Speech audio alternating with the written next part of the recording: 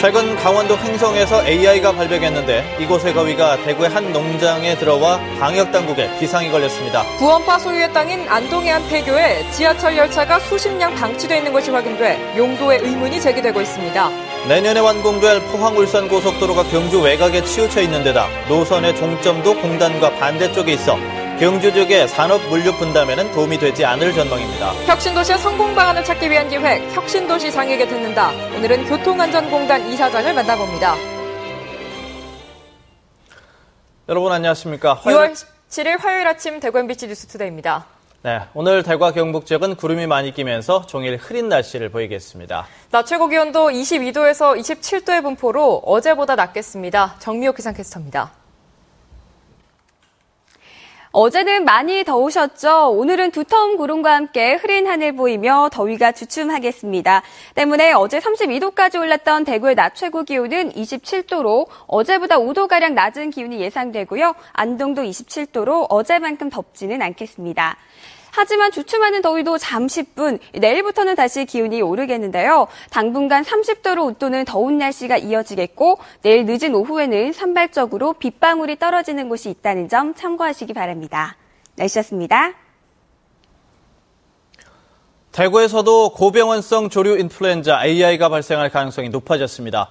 최근 강원도 횡성에서 발생을 했는데 이곳의 거위가 대구의 한 농가에 들어온 것입니다. 방역당국에 비상이 걸렸습니다. 박재형 기자가 취재했습니다. 대구시 달성군 한 가축 사육 농가의 출입이 엄격히 통제됐습니다. 이 농장에서 최근 토종닭 100마리와 거위 94마리가 잇따라 폐사해 AI 간이 검사를 벌인 결과 양성 반응이 나온 겁니다. 포크레인하고 아침에 스케스하고 비늘하고 이렇게 동원해가지고 이렇게 우리 전 직원 한 20명 정도가 이렇게 지금 거의 아침 지금 7시부터 지금까지 다 완료를 했습니다. 고병원성 AI 바이러스가 발병한 강원도 횡성의 거위 농가에서 지난달 31일 거위 107마리가 이곳으로 입식돼 정밀 검사 결과도 고병원성일 가능성이 높습니다. 대구시와 달성군은 해당 농가의 거위 등 가금류 500여 마리를 보시는 것처럼 이렇게 3시간 넘게 매몰 처리하고 있습니다. 이 과정에서 방역 체계에 구멍이 뚫렸다는 비판이 나오고 있습니다. 이미 2주 전부터 가금류 폐사가 서서히 진행됐지만 신고가 전혀 없었던 데다 가금류 이동 승인서도 발급되지 않았습니다. 특히 어젯밤에야 농림축산건역본부에 연락을 받고 이 같은 사실을 알고 늑장 대응에 나선 대구시의 방역 체계는 큰 허점을 노출했습니다. 5월달 되면은 이 자체가 소멸이 되거든요. 모든 균이 소멸이 된다고 그래 이제 판단하고 저희들도 이 부분은 이제 사실 여름에 발생을 안 하는 건데. 대구의 230여 농가에서 기르는 가금류는 모두 58만 4천여 마리. 대구시의 안일한 방역 행정이 조류 인플루엔자 확산에 빌미를 제공하지 않을까 우려됩니다. MBC 뉴스 박재영입니다. 우리나라 의사의 절반 이상이 수도권에서 활동하고 있는 가운데 대구에는 전체 의사의 5.8%가 근무하고 있는 것으로 조사됐습니다. 최근에 나온 우리나라 의사 통계에 따르면 현재 활동하고 있는 의사는 9만 9천여 명으로 이 가운데 대구의 5.8%, 경북의 3.4%의 의사가 환자를 보고 있습니다. 이에 비해 서울과 인천, 경기 등 수도권에는 전체 의사의 54.2%가 몰려 있었고 의사의 대부분인 95%가 도시 지역에서 진료를 하고 있습니다. 의사들 가운데 41%가량이 대학병원과 종합병원에서 월급을 받고 있었고 개업한 의사는 이보다 약간 적은 39%였습니다. 경상북도가 도로명 주소의 정착을 위해서 11월 말까지 안내시설물이 부족하거나 훼손된 곳을 정비합니다. 경상북도는 지난 4월 말까지 23개 시군이 설치한 도로 명판 등 안내시설물 설치 현황 조사를 통해서 신규나 추가 설치가 필요한 곳을 확정하고 안전행정부로부터 8억 9,500만 원의 특별 교부세를 지원받았습니다. 경북도는 앞으로 교차로나 이면도로, 골목길 등의 보행자 중심의 벽면형 도로 명판 등을 설치해 주민의 불편을 최소화하기로 했습니다. 안동 등 경북 북부 지역에도 구원파가 소유한 토지가 많다고 알려지고 있는 가운데 이 구원파 소유의 땅인 안동의 한 폐교에 지하철 열차가 수십 량 방치되어 있는 것이 확인돼 용도에 의문이 제기되고 있습니다. 이호영 기자가 보도합니다. 폐열차가 무더기로 방치되어 있는 안동의 한 폐교 부지. 무성한 풀 사이로 보이는 폐열차는 철로 위에 빈 객차만 덩그렇게 놓여 있고 서울 메트로란 글자가 남아있어 이 열차가 지하철에서 사용되던 것임을 짐작케 합니다. 이곳에 있는 폐열차는 21대로 4년 전 폐교 운동장에 옮겨왔지만 이송될 때까지 마을 주민들은 전혀 몰랐다고 합니다. 전혀 이거 밤으로 오는지 어여든 간에 낮으로는 들어오는 거 모르고 전혀 동민들도 자고 나면은 와 있고 하니까. 폐교의 현 소유주는 유병헌 회장의 장남인 유대균 씨로 유 회장 측은 전북, 남원 등 전국에 120여 량을 보관하고 있는 것으로 알려졌습니다. 경찰은 유 회장 측이 안동에 대안학교를 세우기 위해 폐열차를 옮긴 것으로 파악하고 있습니다. 다른 용도로 사용할 시에는 건축법상 허가를 득하여야 되는 것으로 알고 있지만은 현재는 그대로 두고 있기 때문에 특별하게 저촉되는 것이 없는 걸로 알고 있습니다. 이 폐교 부지에는 그동안 10여 명이 관리하고 있었지만 지금은 모두 철수하고 아무도 없는 것으로 알려졌습니다. 폐교가 이들에게 팔린 것은 지난 2002년. 폐열차를 펜션이나 사무실 등으로 활용할 수 있지만 작은 폐교에 무더기로 방치된 폐열차는 지역민들의 의구심만 사고 있습니다. MBC 뉴스 이호영입니다. 월드컵 거리 응원이 대구는 국채보상운동 기념공원에서 펼쳐질 예정입니다. 대구시는 내일 오전 7시 러시아전과 23일 새벽 4시 알제리전, 27일 새벽 5시 벨기에전 때 시민들이 국채보상운동 기념공원에서 거리 응원을 할 수 있도록 준비하기로 했다고 밝혔습니다. 이는 시민들이 찾기가 좋고 과거 월드컵이나 올림픽 때 거리 응원 장소로 사랑받아온 점을 감안한 결정이라고 덧붙였습니다. 대구시는 태극전사들이 16강에 진출하면 시민들이 대구 스타디움에서 응원전을 펼칠 수 있도록 할 방침이라고 밝혔습니다. 칠곡군은 다음 달부터 화장장을 이용하는 군민들에게 장려금을 지원하기로 했습니다. 지금까지 칠곡 군민들은 지역에 화장장이 없어 대구와 김천 화장장을 이용해왔는데 해당 지역 주민이 아니어서 많게는 8배가량의 이용료를 부담해왔습니다. 이에 따라 칠곡군은 군민들의 부담을 덜어주기 위해 해당 지역의 주민 사용료를 뺀 금액의 절반을 지원하기로 했습니다. 칠곡 군민이 김천 화장장을 이용할 경우 김천 시민이 내는 이용료 5만 원보다 8배 많은 40만 원을 부담했으나 다음 달부터는 17만 5천 원의 장려금을 지원받게 됐습니다. 내년에 완공될 포항-울산 고속도로가 경주 지역의 산업 물류 분담에는 도움이 되지 않을 전망입니다. 고속도로가 경주 외곽에 치우쳐 있는 데다 노선의 종점도 공단과 반대쪽에 있기 때문입니다. 김기영 기자가 현장 취재했습니다. 1조 8천억 원이 투입돼 내년 말 완공 예정인 포항-울산 고속도로. 포항시 오천읍에서 출발해 경주시 양북면을 거친 뒤 서쪽으로 급선회해 외동읍을 둘러 울산시 울주군 범서읍까지 총 연장 53km입니다. 그런데 경주 시내에서 고속도로를 타려면 보문단지와 출영제를 넘어야 하고 서울산에 내려도 현대자동차나 중공업이 있는 울산 동쪽까지 1시간을 더 가야 합니다. 강동이나 천북 산업단지를 제외하고 용강공단과 건천, 외동지역 부품업체들은 고속도로가 완공되더라도 이용하지 않을 것이라고 말합니다. 울산 제2시티에서 빠져나와가지고 최종 목적지인 현대자동차나 중공업을 가기 위한 도심 통과를 해야 되는데 그게 좀 만만치 않거든요. 그렇기 때문에 오히려 현 7번국도를 이용하는 것이 고속도로가 새로 생겨도 경주 지역 산업 물동량을 분담하지 못한다면 도로 폭이 좁은 7번 국도를 확장해야 한다는 목소리가 높습니다.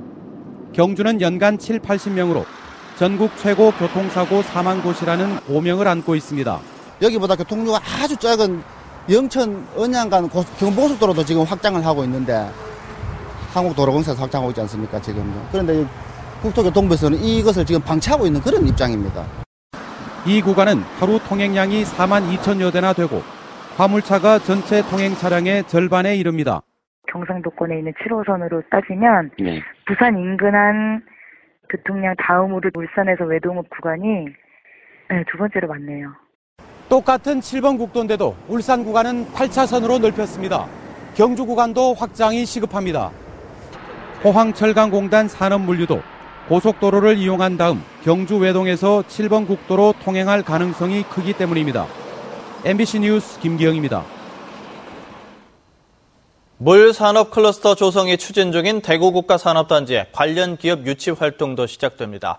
대구시는 오늘 서울에서 환경부와 함께 물기업 관련자와 학계, 관련 협회 전문가 등 200여 명을 초청해서 클러스터 조성과 연계한 물산업발전 토론회란 제목의 기업 유치 설명회를 엽니다. 오늘 행사에서는 대구시 관계자가 나서 국가산단과 물산업 클러스터 기업 유치 계획 등 투자 강점을 설명하고 정부가 물산업 정책도 소개합니다. 대구시는 오늘 행사가 대구시의 물산업 육성 의지를 수도권 기업들에게 알리는 계기가 될 것으로 기대하고 있습니다. 대구시가 여성의 지위 향상에 힘써온 여성들에게 주는 대구시 목련상 수상자를 선정했습니다. 대구시는 올해로 11번째 맞는 목련상 여성발전부문 수상자로 차순자 보광직물 대표이사를, 사회봉사부문 수상자로 박경숙 대명구동 주민자치위원장을 선정했다고 밝혔습니다. 제11회 대구시 목련상 시상식은 다음 달 4일 대구문화예술회관에서 열릴 제19회 여성주간 기념식 때 있을 예정입니다.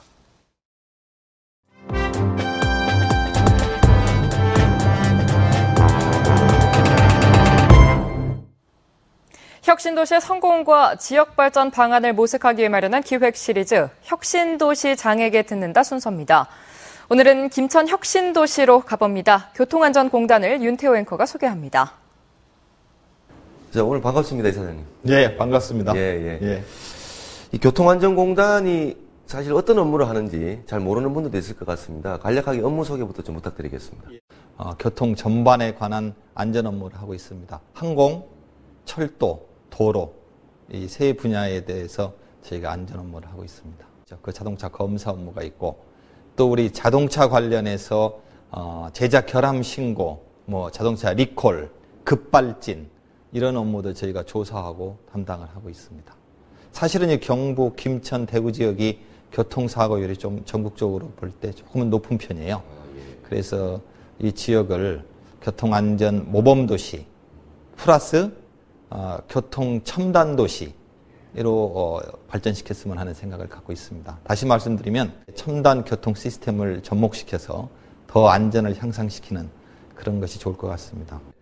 우리 이사장님이 생각하시기에 좀 어떻습니까? 이 혁신도시가 빨리 좀 정착이 되고 안착이 되기 위해서 가장 필요한 게 어떤 거라고 좀 보십니까? 여기 혁신도시에는 어떤 약국도 없고 병원도 없고 또 학교도 가까이 없고 또 슈퍼마켓이나 이런 생활시설도 좀 부족하고, 물론 이 식당도 이 혁신도시 내는 없고 약간 밖에 나가 있지, 일반 식당들도. 그런 이제 생활에 밀접한 시설, 그런 기관들이 좀 아직은 많이 부족하고, 지금 이 1년에 도로에서 교통사고로 5,000명 정도가 사망하고 있거든요. 굉장한 숫자입니다. 우리가 13,000명, 1991년에 13,000명에서 5,000명까지 줄이긴 했습니다만은 그래도 OECD 32개국 기준으로 볼 때는 저희가 30위, 31위 매년 고에서 왔다 갔다 하는데 5,000명 사망을 2,500명 수준으로 낮추는 것이 저희 공단의 목표입니다.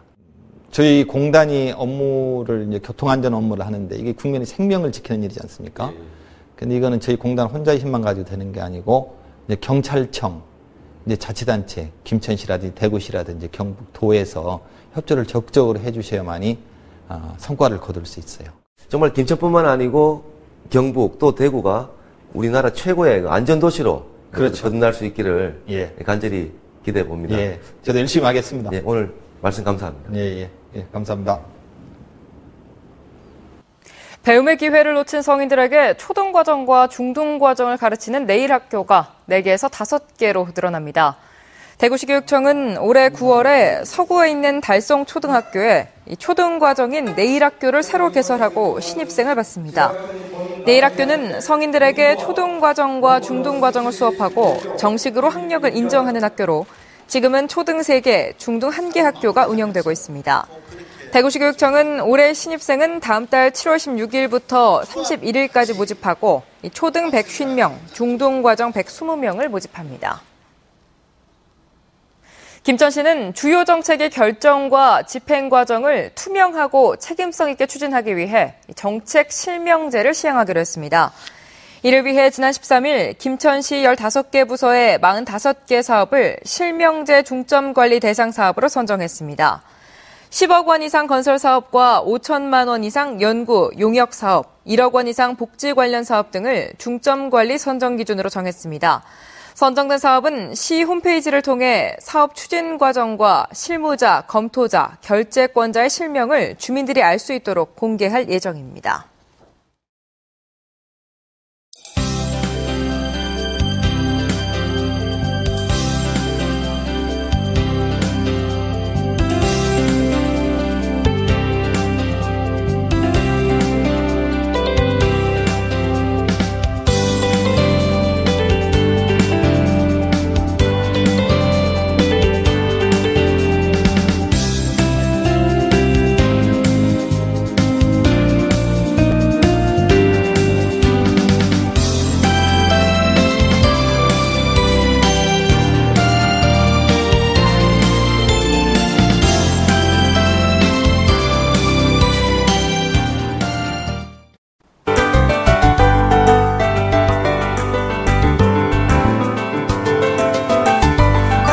많이 더우셨죠? 오늘은 두터운 구름과 함께 흐린 하늘 보이며 더위가 잠시 주춤하겠습니다. 때문에 어제 32도까지 올랐던 대구의 낮 최고 기온은 27도로 어제보다 5도가량 낮은 기온이 예상되고요. 안동도 27도로 어제만큼 덥지는 않겠습니다.